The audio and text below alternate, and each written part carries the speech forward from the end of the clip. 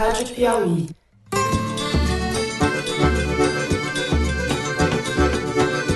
Olá, bem-vindos ao Foro de Teresina. Eu sou Fernando de Barros e Silva, diretor de redação da revista Piauí.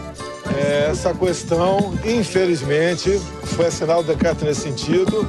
Ele se equivocou, ele assinou a continuidade do projeto da Sudam e da Sudene. E estou aqui, nesta manhã ensolarada de Ipanema, na companhia agradável de José Roberto de Toledo, editor do site da Piauí. Opa! E de Malu Gaspar, repórter da Piauí. Oi, e Malu. aí, gente? Eu, na verdade, tenho uma grande admiração pelo deputado federal Onyx Lorenzoni. Quanto a esse episódio no passado, ele mesmo admitiu os seus erros e pediu desculpas e tomou as providências para repará-los. A produção, infelizmente, não conseguiu confeccionar a tempo a faixa com a qual nós íamos apresentar o programa, em homenagem ao governador Wilson Witzel. Você, né, Fernando? Eu faixa encomendei é uma Você é o três nosso faixas. governador. Porque o governador não só mandou confeccionar uma faixa para a posse dele, transmissão de cargo, como foi a reunião do secretariado com a faixa. Eu fico morrendo de inveja fazer a faixa do Foro de Teresina pra gente aqui também. 3, você vai ter que usar também. Só no carnaval. Na próxima. Só no carnaval. Minha faixa só se for de rainha de bateria. Tá aqui, ó, queimando 2 ônibus aqui, chegou 3 elementos armados, ainda atirou em mim, ó, mas graças a Deus o tiro passou raspando e não pegou de cheio em mim, não. Bom, com faixa ou sem faixa, é o segundo programa do ano, mas assunto não falta. No primeiro bloco, nós vamos falar da comunicação ou dos ruídos na comunicação entre o presidente Bolsonaro e seus auxiliares, em várias áreas, na economia, a respeito de uma possível base militar dos Estados Unidos no Brasil, a respeito do IBAMA, etc. É um bate-cabeça danado e a gente vai comentar alguns dos casos. No segundo bloco, infelizmente, vamos ter que falar de escândalos, não tem jeito. Dos velhos e dos novos. Porque já tem escândalo velho nesse governo, embora ele mal tenha começado. Vamos falar do Queiroz, vamos falar do filho do Mourão, que foi para a assessoria da presidência do Banco do Brasil, e do consultor tributário de Onyx Lorenzoni, o ministro da Casa Civil, um consultor tributário sui generis. Por fim, no terceiro bloco, a gente fala da crise de segurança do Ceará. Há uma série de ataques que já duram uma semana, várias cidades do estado, e da intervenção da Força Nacional autorizada pelo ministro Sérgio Moro. É isso, vem com a gente.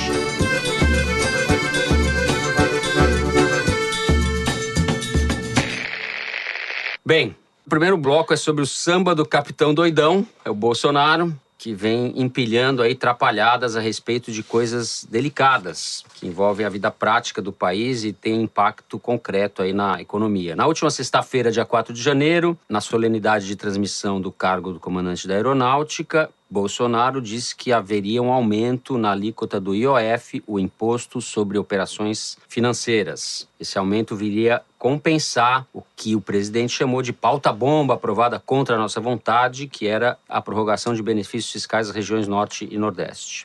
Na mesma tarde, o secretário da Receita, o economista Marcos Cintra, que não é o dono do Posto Ipiranga, é o Bolsonaro, frentista do Posto Ipiranga, como disse a Marina Silva, desmentiu o presidente.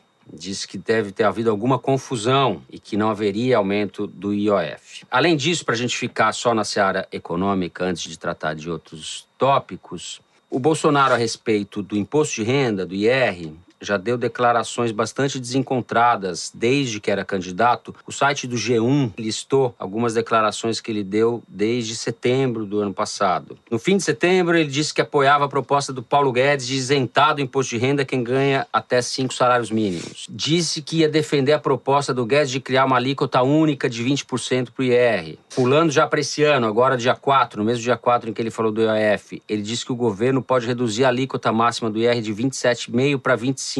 O chefe da Receita mais uma vez desmentiu o Bolsonaro, disse que isso só vai ser discutido posteriormente no âmbito da reforma tributária. Malu, o que é isso? É um misto de inconsequência, estratégia deliberada, ele não pensa muito. O que é isso daí? Bom, acho que antes de mais nada, fica evidente que não é só que o Bolsonaro não entende de economia, como ele vem falando. Ele não está entendendo o que ele está lendo. Eu fico imaginando o que ele assinou para ficar achando que ele assinou o aumento do IOF. Não sei, uma receita da farmácia, sei lá o que ele assinou. Que ele achou lá, tinha o IOF, ele falou, poxa, infelizmente aumentei o IOF. Agora, fora brincadeira, eu acho que o problema no momento, e tá todo mundo se tocando disso, é o próprio presidente. Como você falou, as ações dele têm consequências. Então, ele falou da Previdência, falou do IOF, falou da fusão da Boeing com a Embraer, que a gente ia ter que rever isso, que ele achava que era complicado ceder o controle para a Boeing. Tudo isso provoca queda na bolsa, insegurança dos investidores. Já tem banco dizendo para os investidores que é para esperar para investir no Brasil só depois que passar a reforma da Previdência, que antes é inseguro. Então, eu acho que ele não tinha se tocado disso. A vida real vai mostrar para ele que ele não está em campanha e que, mais que isso, ele não pode falar o que vier na telha dele. Ele tem que, primeiro, ler o que ele está assinando, que isso já me deixou preocupada. Ele assina um negócio e não sabe o que é. Depois, combinar com o time dele o que vai ser dito. E eu acho que tem uma outra coisa também, assim, que é um alerta que a gente até já fez no perfil que a gente publicou do Paulo Guedes há alguns meses antes da eleição. Foi discutida essa questão da relação do ministro da Fazenda com o presidente. Até que ponto, o Paulo Guedes até falava que ele ia amansar o Bolsonaro. Até que ponto isso é possível? E tinha lá uma frase… Já é outro animal, ele falava, ele já né? falava que já era outro animal. Aconteceu alguma coisa de lá pra cá que o animal tá meio assim. Mas o Pércio Arida dizia que o problema não é o ministro da Fazenda ter as ideias certas, era o presidente ter as ideias certas. E ele falou uma coisa que eu acho que o Paulo Guedes deve estar sentindo na pele agora. Ele disse assim, você conversa com o presidente e diz, vamos fazer um ajuste fiscal acertado? O presidente diz, acertado. E depois ele não faz. O presidente faz o que quer. E resta ao ministro da Fazenda ou aceitar ou sair. Então, é óbvio que está muito cedo e teve uma batalha importante que é a da Previdência. Ele disse que a lei da reforma da Previdência ia estabelecer uma idade mínima menor que a estabelecida pelo Temer, de 57 anos para mulheres e 62 para homens. E não ficou claro porque ele só falou isso e existe uma série de regras de transição e tal que, mesmo com a idade mínima, você pode fazer uma reforma mais dura. Só que parece que deu muita briga entre o Paulo Guedes e o próprio Bolsonaro numa reunião ministerial, Paulo Guedes dizendo que se não for para fazer uma reforma robusta, que não se fizesse reforma nenhuma. Então, a gente já começa a ver que o ministro quer uma coisa e o presidente quer outra. O capitão está sendo amansado. Vamos ver, eu não sei se ele está sendo, estão tentando amansá-lo, né? Toledo, as atrapalhadas, bate-cabeça, não estão restritos à área econômica, não é isso? Eu quero tranquilizar os nossos ouvintes, caso eles tenham ficado meio confusos. O imposto de renda não vai cair, o IOF não vai subir, não vai ter base americana no Brasil e o sigilo bancário do Queiroz não foi quebrado. Ou seja, tudo que o Bolsonaro falou era mentira. É mentira. Basicamente, resumindo, é isso. Explica entendeu? A base habitável. O Bolsonaro tinha dito que estudava a possibilidade do Brasil abrigar uma base militar dos Estados Unidos em seu território, coisa que não existe em nenhum país da América do Sul. E isso, obviamente, gerou uma reação negativa entre os militares brasileiros e ele foi obrigado a recuar, mais uma vez. Então, assim, o que esse presidente diz não se escreve e eu acho que tem uma explicação. Ele não lê. Ele só escreve com os polegares, aparentemente. Existem mais que um bases tweet, ele não lê, militares muito nos Estados comprido. Unidos em mais de 80 países, mas na América Latina não tem. Na América do Sul não tem. Tá certo. Na América Central tem, mas certo. enfim. América do Sul. Isso daí é o quê? Globalismo, estadunidentismo? O que seria isso? Isso é puxa-saquismo, é outra palavra. E os militares levantaram, inclusive, para o Bolsonaro, o fato de que isso poderia instigar a Rússia, que conversa há anos com o governo da Venezuela para instalar uma base na costa caribenha da Venezuela, isso poderia deflagrar uma reação da Rússia. Enfim, essas inconsequências do Bolsonaro, que são assustadoras… Eu acho que é mais do que isso, Fernando, porque ele foi eleito numa circunstância da era da desinformação, né? Onde você tem muito mais ruído do que informação transitando na sociedade graças ao advento das mídias sociais. Se na época da imprensa já era ruim, na época das mídias sociais ficou muito pior. A gente deu alguns saltos em escala geométrica, né? Ele foi eleito nessa era usando a desinformação como ferramenta eleitoral, e agora ele está governando com essa mesma ferramenta, que é da desinformação. A impressão que dá é que o Bolsonaro se emprenha pelo ouvido, só que ele não ouve muito bem. Talvez por isso a mulher use as linguagens dos sinais, não sei. Mas o que a gente está dizendo é que essas trapalhadas, então, seriam quase um método também. De um lado, dá a entender que tem uma manobra diversionista, mas não é possível que tudo seja diversionismo, porque não tem nada concreto. É muito prejuízo para o próprio governo, né? Seria muito tiro no pé, não faz. Eu acho que o rosa e o azul, o cara falando Anauê, Nossa Senhora em Tupi, eu acho que isso daí pode ser diversionismo, é apenas e tão somente bobagem. Porém, na economia, tem um efeito econômico imediato. Os caras deixam de investir, como a Malu estava falando. A bolsa cai, o dólar sobe. Tem consequência. É diferente do ministro da Educação falar bobagem. Da Damares dizer Por exemplo, que é azul. O antiministro do Meio Ambiente soltou um boato, uma fake news, dizendo que tinha pego uma sacanagem no IBAMA, que tinha um contrato de locação de carros absurdo. Escândalo esse caso. O Ricardo Salles, o escândalo é a falta dele. de escândalo, né? Exato. Que provocou a demissão antecipada da presidente do IBAMA. Tudo bem, ela já ia sair, mas ela antecipou a saída, indignada com razão pela declaração do cara, sendo que o contrato de locação economizou dinheiro pro governo. E aumentou a frota. E aumentou a frota. Só que, obviamente, ele não quer essa frota. Porque a frota é para quê? A frota é para fiscalizar, justamente para que não haja infrações. Então, ele não quer que tenha a frota para não ter fiscalização. Bolsonaro puxa saco, porque foi lá para falar isso, para criar um fato para o Bolsonaro poder repercutir, para não mostrar outras coisas. O contrato foi aprovado pelo TCU e tal, mas aí o Bolsonaro bota o tweet e tira o tweet, né? Pois Só para o nosso ouvinte ficar para o contrato que o IBAMA fez, economizou 8% em relação ao contrato anterior e a frota aumentou de 360 para 393 carros. E essas caminhonetes se destinam à fiscalização em áreas de difícil acesso do país. Sim. Como a proteção do meio ambiente não é uma prioridade do ministro do meio ambiente… É o contrário, né? Sem os carros ajuda. O ministro do sem ambiente. Eu resumiria, para fechar a minha participação, da seguinte maneira, eu já até escrevi uma coluna no site da Piauí com esse título, mas é verdade. O WhatsApp elege, mas não governa. Se o cara está se informando pelo WhatsApp enquanto presidente da República, não vai dar certo. Deixa eu só fazer uma observação aqui. É curioso notar que os generais, os militares, saíram corrigindo também, enquadrando o Bolsonaro com relação a essas declarações dele. Tanto quanto a base militar, que até foi o ministro Fernando Azevedo Silva, da Defesa, disse que saiu conversando com os chefes das forças e disseram que não tinha nada em estudo. O general Heleno, no tocante a essa mesma questão, e também sobre a questão da Boeing com a Embraer. E a Embaixada em Israel, que o Mourão tem dito, já falou antes da posse e tem falado ultimamente, que não vai ter essa mudança da Embaixada do Brasil para Jerusalém. Eu até fiquei pensando ontem, daqui a pouco o Bolsonaro vai estar tão triste. Porque uma coisa é você ser um candidato que fala o que quer. Não, rola um risco dele ficar deprimido. Ele não consegue falar nada. Daqui a pouco, qual é a graça de ser presidente? Todo mundo manda em mim? Deve ter alguma graça. Bom, para corrigir estes problemas de comunicação, o governo está estudando o anúncio de um porta-voz do presidente. Porta-voz que não estaria ligado à Secretaria de Comunicação, mas diretamente ligado à presidência. E está cotado o jornalista Alexandre Garcia para o cargo, o que vai deixar Merval Pereira muito enciumado. Lembrando que não seria o primeiro ex-global, hein? Já teve o Franklin. Lembra que o Franklin Martins também. foi ministro da comunicação e tal. Agora tá difícil, viu? Ele já sondou o William Vac, já sondou o Augusto Nunes, já sondou o Cláudio Dantas do Antagonista. Ninguém topa, é uma função… Ninguém me sonda! Acho que você… Ninguém me sonda para ser porta-voz desse governo daí. Do rol dos headhunters. Bom, com isso a gente conclui o primeiro bloco. Vamos no segundo falar de escândalos. Desculpa, ouvinte.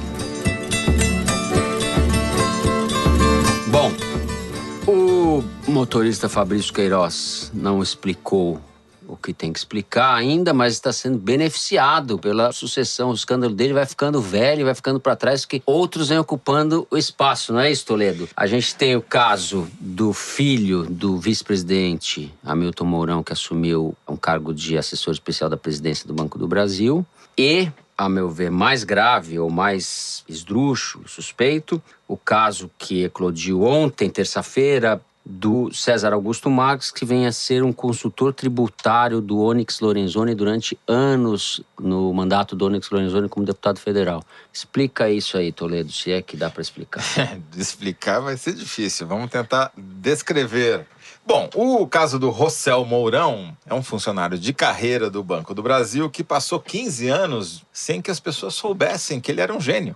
Porque durante o governo do PT e do MDB sob Temer, ninguém descobriu esse gênio que estava escondido ali na assessoria do Banco do Brasil. E o Rubem Novaes, que acabou de assumir o Banco do Brasil, em pouquíssimos dias conseguiu descobrir que havia um gênio na assessoria do banco e transformou em seu assessor pessoal, o que levou a pequeno aumento de 3 vezes o salário dele. Triplicou o salário Triplicou o salário. Ganha mais do que um deputado federal, 37 mil. 37 mil reais. Bom, o curioso é que descobriu-se depois que ele era filho do vice-presidente da República, do general Mourão. É uma mera coincidência, claro, né? Porque não foi o Mourão que indicou o filho para isso. Jamais pensaríamos isso. Jamais. Do vice-presidente, né? Foi realmente esse faro genial do Rubem Novaes para descobrir um talento que estava lá oculto. E você pode pensar, não, mas deve ter muitos assessores especiais na presidência do Mourão. Tem 3. Quer dizer, ele é um dos 3 felizardos que vai ganhar 37 mil reais, certamente por seus méritos e não por seu parentesco. Não é aparelhamento, é meritocracia. É meritocracia, claro. É. Infelizmente, para o general Mourão e seu rebento, a horda de bolsominions não está feliz com essa nomeação. E está reclamando muito assintosamente nas mídias sociais e já levou eles para os tópicos mais discutidos, trending topics, dizendo o quê? Não basta ser honesto, tem que parecer honesto. Quer dizer, ninguém está botando aqui em dúvida a honestidade de ninguém, mas as aparências enganam, entendeu? Esse lema da mulher de César, eu lembro sempre do governo Sérgio Cabral, que era o contrário, né? Antes mulher de César, não basta ser desonesto, tem que parecer desonesto. Eu ficava com um guardanapo na cabeça e tal. Não chegamos a isso ainda.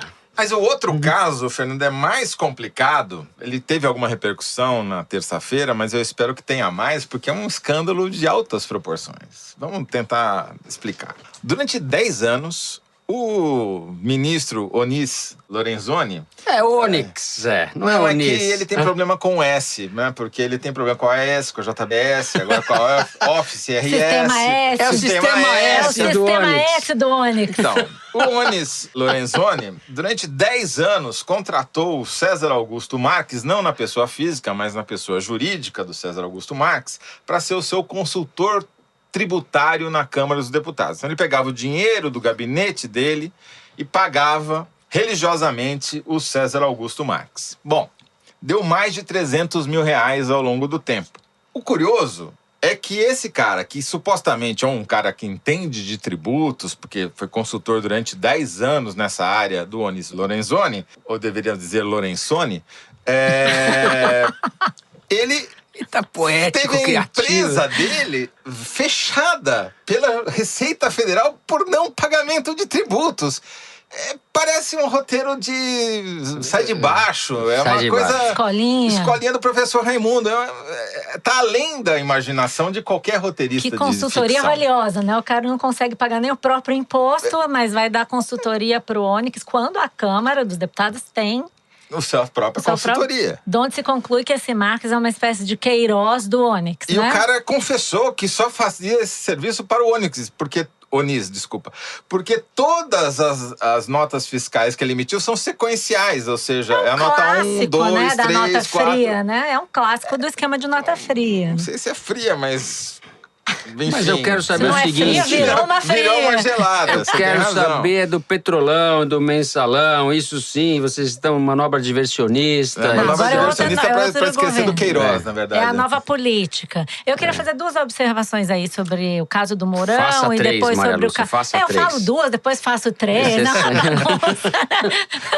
Você pode se candidatar à consultora tributária do Acho que eu Onix, tenho entendeu? uma vaga aí na substituição do César Augusto Marques, que ele vai cair, eu posso entrar no lugar.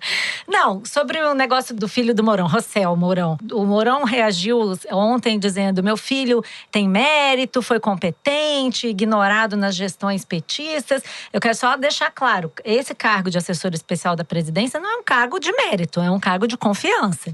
Que o presidente do Banco do Brasil tenha escolhido o filho do vice-presidente da República, não dá para dizer que tem outra razão. E aí vem a atitude do presidente do Banco do Brasil, Rubem Novaes, dizendo: é isso mesmo, ele é competente, ele vai ficar. Quer dizer, de repente, tudo aquilo que era dito na campanha não vale mais nada. Não tem a menor importância, então, que você coloque o filho do vice-presidente para ser seu assessor especial no Banco do Brasil. Então, vamos mudar de discurso e admitir que esse governo é um governo igual a todos os outros, talvez pior, porque o presidente não sabe o que lê, o outro não sabe o que faz. E agora, no Banco do Brasil, que Estamos reparando uma injustiça. Não perceberam que ele era um gênio, como disse o Toledo. Ele não podia simplesmente… Porque o Rubem Novaes também está sendo reparado de uma injustiça, né? Que foi acusado, no caso Marca Fonte Sindam. E foi inocentado. Foi inocentado. Tá sendo agora, mas uma foi reparação. inocentado por falta de provas, né? Sim. Existia lá uma polêmica sobre se ele entrou num avião junto com o Bragança, que foi o sujeito que comprovadamente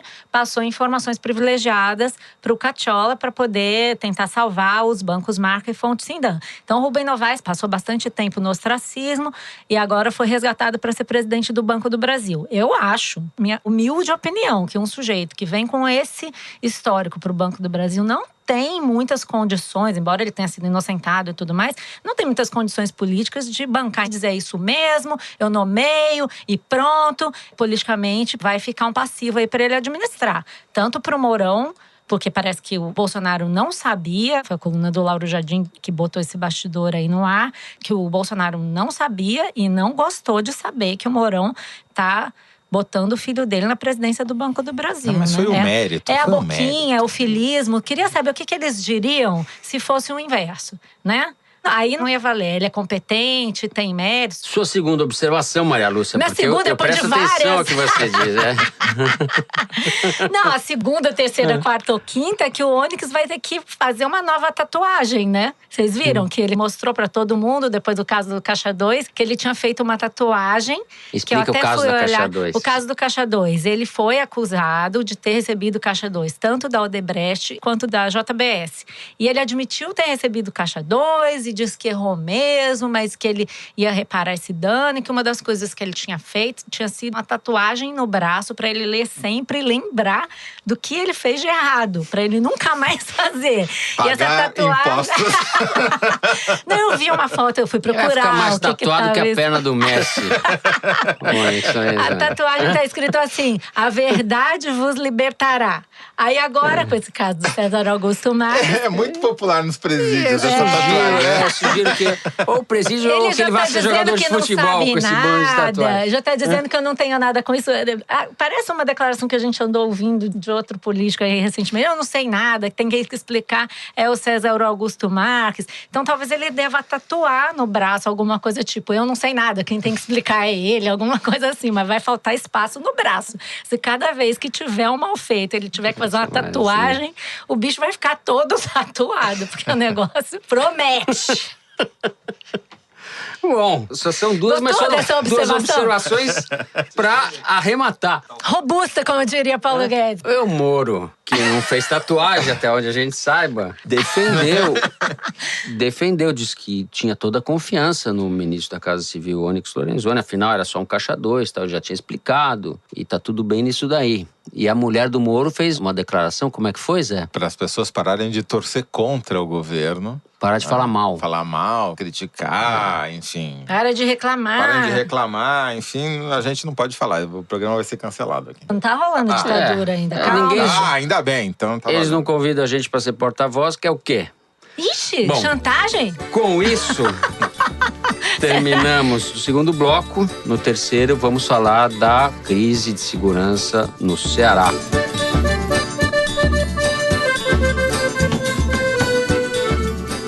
Bem, chegamos ao terceiro bloco. Vamos falar da crise de segurança no Ceará. A situação lá é bastante delicada. Até hoje, quarta-feira, quando nós gravamos, foram registrados mais de 180 ataques ou atentados, desde incêndio de ônibus, vans, até uma explosão de um viaduto, ataque a estabelecimentos comerciais, agências bancárias, etc., em mais de 40 cidades do estado. Isso foi deflagrado como reação das facções criminosas à nomeação do secretário de Administração Penitenciária, Luiz Mauro Albuquerque, que tinha sido secretário da Justiça do Rio Grande do Norte. O governador Camilo Santana, do PT, criou essa Secretaria de Assuntos Penitenciários e nomeou esse secretário, que logo de saída declarou que não reconhecia as facções criminosas que atuavam no Estado e que os presídios do Estado passariam a ser administrados sem considerar as conveniências dessas facções. Estão lá, a gente sabe, o PCC e o Comando Vermelho, que são organizações, o PCC com origem em São Paulo, o Comando Vermelho no Rio de Janeiro, mas que tem ramificações pelo país, principalmente o PCC, além de facções menos conhecidas da gente, uma que tem o sugestivo nome de GDE, que é Guardiões do Estado, e a Família do Norte, que estava no centro do massacre que teve em janeiro do ano retrasado, Alcaçuz, em Natal, quando dezenas de presos foram mortos, decapitados, etc. Maria Lúcia, o caso em si já é bastante grave. O Moro enviou a Força de Segurança Nacional para o Estado. Você vê risco de que isso possa se multiplicar por outros estados? Bom, é meio arriscado falar em risco nesse momento, mas eu conversei com um delegado da Polícia Federal que é muito enfronhado no combate a facções criminosas, estava me contando um pouco de informação de inteligência que eles reuniram aí nos últimos dias sobre essa rebelião. O que eles estão levantando é que essa rebelião em específico está sendo capitaneada por essa facção GDE, que é bem localizada no Ceará, mas o Comando Vermelho, que o PCC não estaria tão envolvido. Se tiver envolvimento dos líderes do PCC, não tem uma ordem nacional mandando fazer esses ataques nesse momento. Então, aparentemente, segundo a informação de inteligência que eles tinham até agora há pouco, nós estamos falando quarta-feira de manhã, né? Não havia um risco disso se alastrar a partir do Ceará. Porém, existe um risco generalizado pela situação das cadeias no Brasil, que é muito ruim, pelo fato de estar havendo mais recentemente um pouco mais de combate a essa atuação das facções criminosas nos presídios. Esse delegado estava me dizendo que só no ano passado é que o combate a facções criminosas virou uma diretriz, uma prioridade da Polícia Federal. Até então não era, passou a ser. E eles estão fazendo uma coisa também no Ceará, que é identificar líderes de facção nos presídios estaduais para isolar em presídios federais, tentando desarticular essas facções. O secretário da Casa Civil do Ceará me disse que só nesses dias eles tiraram 21 líderes de facções das cadeias para mandar para outros presídios federais e em outros estados. Então, isso é um estado latente. Pode estar acontecendo em outros lugares. Está acontecendo em São Paulo, né? Porque o governo ameaçou fazer a transferência do Marcola, que é o líder principal do PCC, para outro presídio. E isso colocou a cidade de Presidente Bernardes e de Presidente Epitácio, que são onde ficam dois dos principais presídios, em estado de... Sim, o Márcio França mandou gente pra lá. No extremo oeste do estado, né? No extremo oeste. E lá tem uma rota que a tropa de elite da PM de São Paulo está estacionada lá. Os caras estão com metralhadora para bater helicóptero, na expectativa de uma tentativa de fuga. Enfim, tá conflagrado. E outros estados, né? O Pará já pediu o envio de forças de segurança para o Helder Barbalho, o governador do Pará pediu. O governador Renato Casagrande do Espírito Santo hoje tem uma reunião com o Moro, hoje quarta, amanhã, quando o programa sair, a gente vai estar vendo os resultados dessa reunião, pedindo ajuda também, porque os presídios tiveram uma explosão de população carcerária e uma situação difícil lá fiscal também. Então, existe essa ameaça latente. Eu acho que, por exemplo, o CV e o GDE são facções um pouco mais, não é desorganizadas, mas é um outro tipo de organização mais solta. O PCC é a Ordem Unida. Você imagina o Marcola, que é o líder do PCC, que todo mundo diz que é um estrategista, ele está olhando o que está acontecendo no Ceará. Ele está tendo informação de alguma forma sobre o que está acontecendo no Ceará. Se ficar evidente que as forças de segurança não tiveram um papel de relevância no combate a essas rebeliões, eles podem sim aproveitar o flanco e ir para cima do Moro. Existe uma questão que até o nosso repórter Alain de Abreu me passou. O Alain cobre PCC, acompanha isso. Está para ser definido agora nos próximos dias o que vai ser feito justamente do Marcola. Existe uma discussão que também está iminente, emergente, que pode desencadear outros ataques, que é uma decisão que está para ser tomada sobre a transferência do Marcola para um sistema penitenciário federal. Hoje ele está numa penitenciária estadual, né? A inteligência da Polícia Federal, segundo o nosso querido Alan, nosso repórter especializado nisso, está de olho, porque isso tem chance de provocar algum ataque em larga escala, até maior do que hoje está ocorrendo no Ceará. Então, acho que é interessante a gente olhar essa crise, porque, claro, super sério, o Ceará é um estado que está sendo castigado pelo problema da segurança pública há muito tempo, mas também para ver como é que o Moro vai reagir a essa crise. E ele tem Moro, propostas, governo né? Bolsonaro. Já foram ventiladas ideias de fazer mudanças na legislação para permitir o encarceramento de 30 por até 40 anos, um regime mais fechado ainda para os líderes das facções, sem ter contato com outros presos. Tem uma série de medidas de endurecimento que estão sendo cogitadas e que provavelmente, se forem de fato adotadas, podem deflagrar uma nova onda de violência, porque obviamente essas facções não vão ficar caladas. Como pano de fundo disso, se a gente der um zoom nessa questão e olhar ela de maneira mais ampla, hoje a gente tem mais de 700 mil pessoas encarceradas, isso inclui regime semiaberto. Houve um crescimento desde os anos 90 de 700% no contingente de pessoas encarceradas no país, enquanto a população cresceu 40%. Aí está claramente um problema grave, e a posse do Moro é de pessoas que nem foram condenadas de maneira provisória. Isso para a população pobre, isso é quase a regra. E crimes não violentos, a maioria, relacionados ao tráfico de drogas, mas pequenas quantidades de droga, o que acaba fornecendo mão de obra gratuita. É óbvio que isso é fermento para que esse tipo de situação e de arregimentação pelas facções, pelos criminosos aí sim, perigosos e organizados, etc., contem com essa massa de manobra. O problema só se agravou no Brasil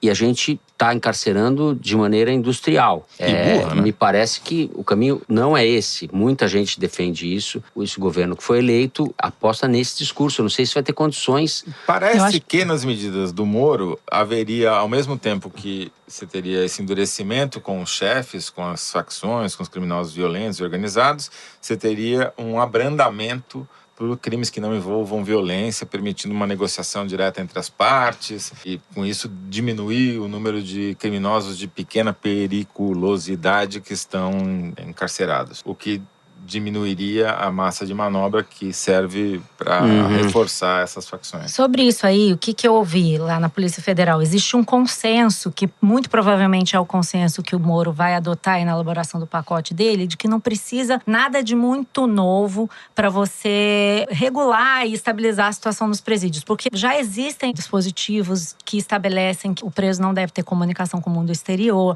que ele não pode portar celular. Mas isso na prática não funciona. Então, exatamente isso que eu quero dizer. Aí, Tem aqui um dado que me chamou muita atenção. Agentes penitenciários apreenderam 407 celulares desde quarta-feira. Exatamente. Isso desde o dia 2. Subiu para 600. Existe uma rede. Então, celulares. esse aqui é o negócio. Existe uma rede de conivência nos presídios estaduais por uma série de fatores que vão desde salário baixo. O Ceará, há 2 anos, teve uma rebelião provocada por uma greve de agentes penitenciários. Então, existe uma questão de um sistema que está muito podre, muito mal organizado, sem recursos, os presídios são ruins. Só lembrando, acho que a gente já falou sobre isso em outros programas. O sujeito chega na cadeia, às vezes ele não tem uma facção, ele é um criminoso comum. E chega lá, o próprio cara, o agente que está separando, dizendo onde vai botar, em qual ala vai colocar o preso, pergunta, você tem uma facção? E o cara, às vezes, é obrigado a escolher, porque se ele não tiver uma facção, ele não tem proteção. Então, o que a Polícia Federal está advogando internamente, o que os agentes falam lá que precisaria fazer? Muito simples, dar aos presos condições para que eles não precisem da proteção de outros bandidos. Presídios que separem os presos conforme o grau de periculosidade, presídios que tenham condição de segurança para o cara ficar, para ele não ser atacado por outras facções. Uma coisa simples, existe essa sugestão internamente, que todos os presídios do Brasil não tenham tomada. Porque sem tomada você pode ter o celular, mas você não carrega o celular. Só que sem tomada você não cozinha internamente. Não, mas você pode fazer fios que liguem no… Entendeu? Você não precisa… Mas comer pra quê? Não, você pode botar uma televisão em área comum. Não, você tem outro jeito. dentro da cela, né? Como a comida é muito mas aí você vai ruim ter que ou muito mudar, precária. Então, mas entendeu? aí você precisa mudar de país quase, né? Não, gente, mas peraí. É o seguinte, do jeito assim, que tá, não dá pra ficar.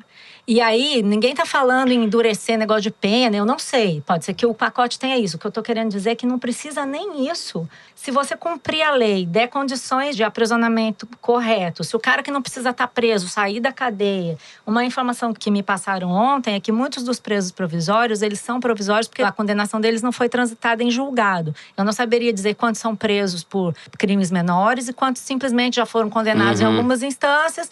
Então, tem um pouco de mistificação aí. Os dados estatísticos mostram que pelo menos 40% dos presos até não muito tempo atrás, foi a última vez que eu vi essa estatística, são crimes envolvendo o tráfico de drogas, mas por quantidades que em outros países não são considerados nem crime mas após. Então você tem que mudar a lei penal, né? Não, aí é outra coisa. Não é só isso.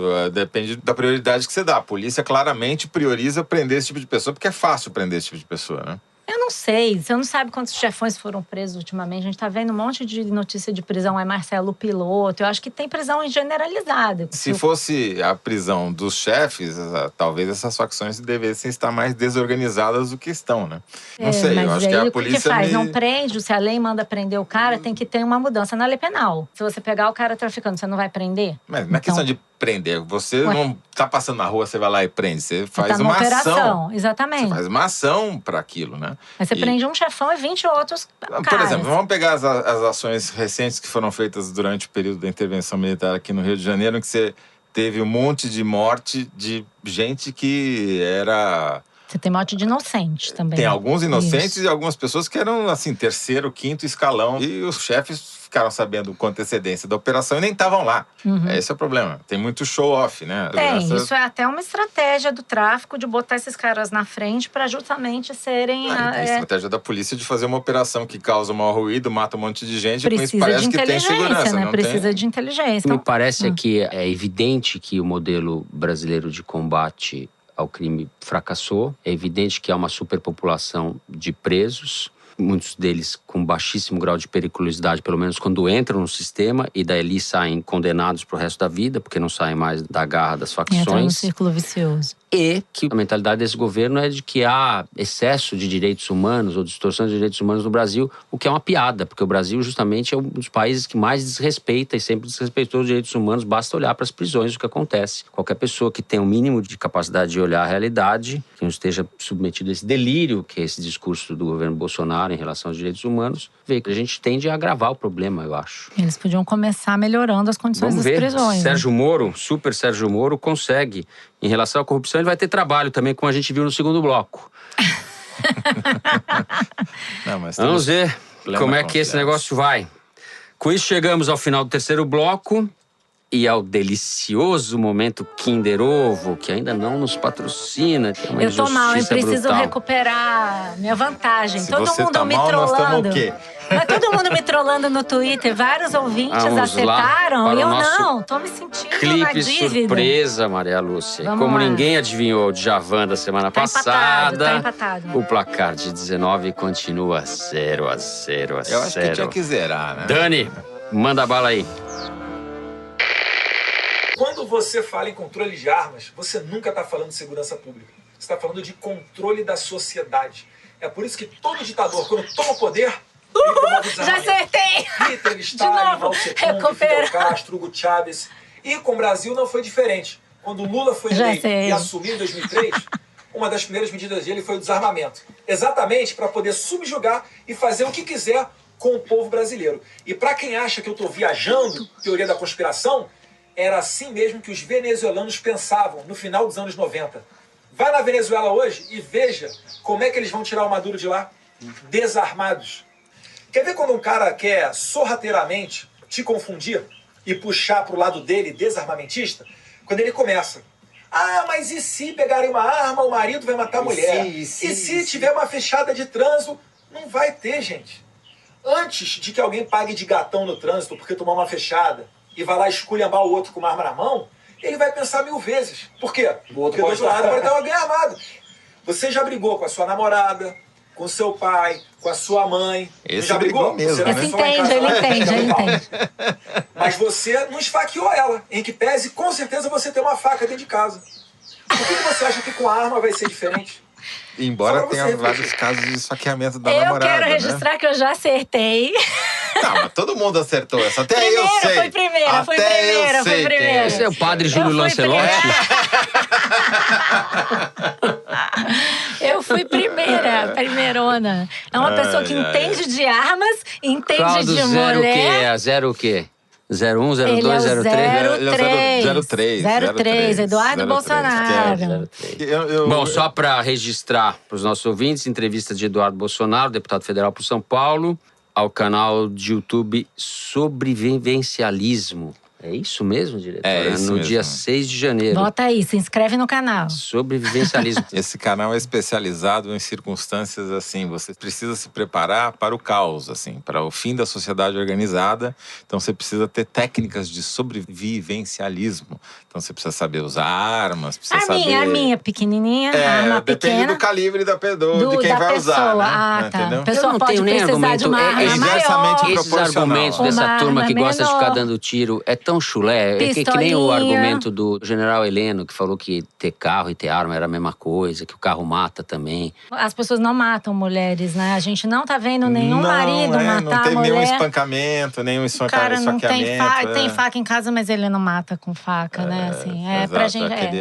Fala isso pra aquele mestre de capoeira lá de Salvador. Aham. Essa coisa de dar arma pra todo mundo é um Propaganda diversionismo da Taurus. também, né? Isso é propaganda da Taurus. Aliás, E é um subiu diversionismo, 15% a ação da porque, Taurus de ontem pra hoje, com não- essa coisa do novo decreto de posse. Continua, só sobe. Só sobe. Bom, sem armas e sem faixa, nós chegamos ao momento das cartinhas. É hora de chafurdar na montanha de mensagens que chegam pra gente toda Vamos jogar semana. pra cima, que nem no programa da Xuxa. Malu via Facebook, Twitter, Instagram ou no Foro de Teresina, @revistapiauí.com.br. A sutil, porém graciosa repaginação da trilha dos nossos queridos piauenses Vânia Salles e Beto Moreno, pelo nosso João Jabassi, que repaginou a música, deu o que falar nas redes, pro bem e pro mal. O ouvinte Álvaro Merlos, por exemplo, fez o despótico comentário no YouTube. Quem autorizou trocar a música? Quem autorizou? Álvaro, eu queria dizer que a diretora mandou trocar, nós trocamos. Aqui a gente é tudo ditadura, obediente. meu filho, aqui é autoritarismo. Nego Aqui uma Paula funciona. mandou, a gente obedece. Aqui, a diretora, quando ela fala, não tem nenhum secretário da Receita para desmentir, não. A gente Aqui é a tropa obediente. é ordem unida. Tem aqui algumas outras mensagens, não tem a ver com a música, mas uma romântica, a primeira de todas, do Felipe Vieira.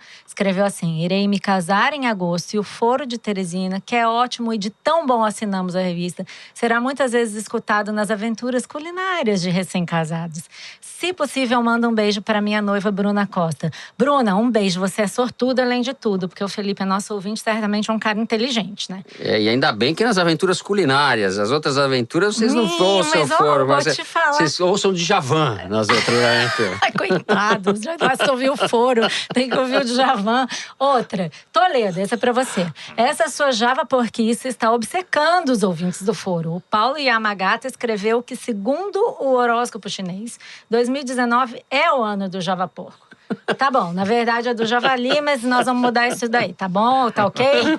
E ele completa que isso seja um sinal de prosperidade para o Foro. E outro é o Gustavo Blumer, que está embalado pelos ventos dos Andes trazidos pelo Toledo, propondo um novo mascote para nosso programa, o Lhama Porco. Ele justifica que o Lhama Porco seria compatível com os novos rumos da política nacional por pelo menos 3 bons motivos. Número 1, assim como seu primo caipira, o Lhama Porco tem vocação política e eleitoreira. Número 2, é uma espécie híbrida, uma exótica combinação entre 2 elementos aparentemente incompatíveis: militares e civis, paladinos da honestidade e corruptos confessos liberais, estatistas, etc.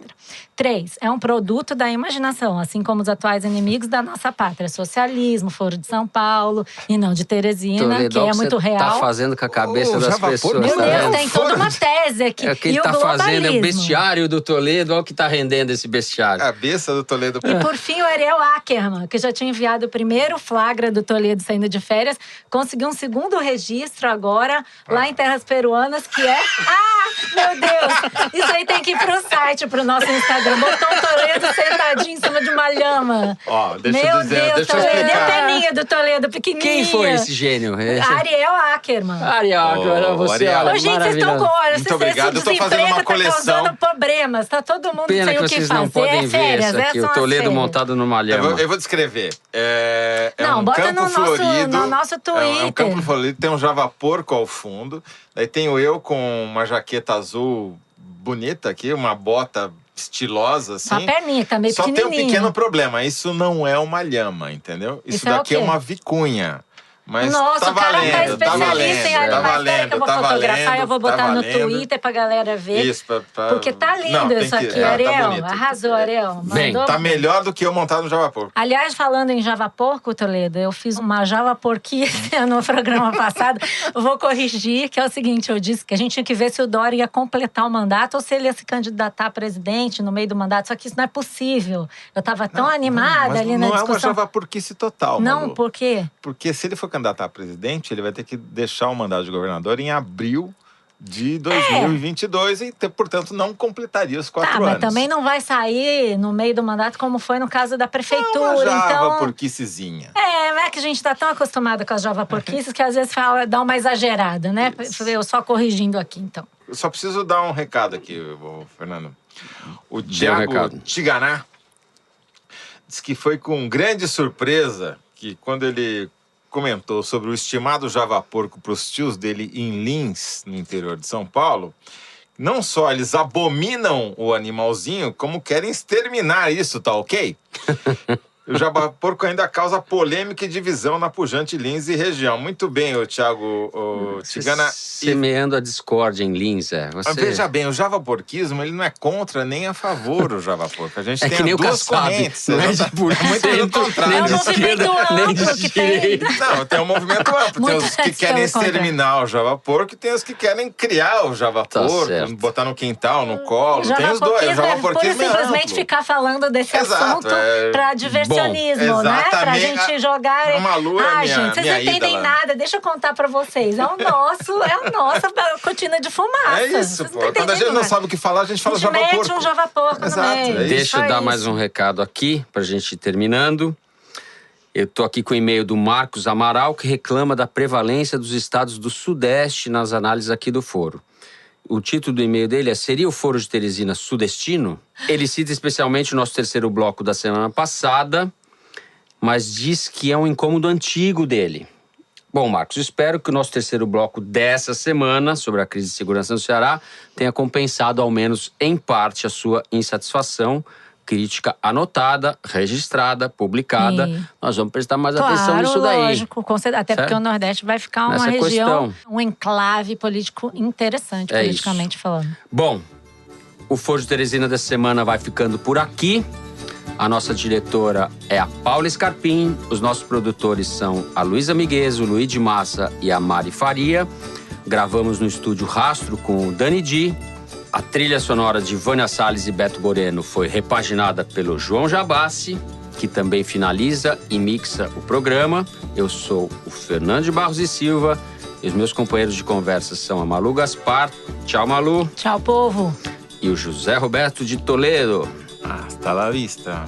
É isso. Até a semana que vem. Obrigado.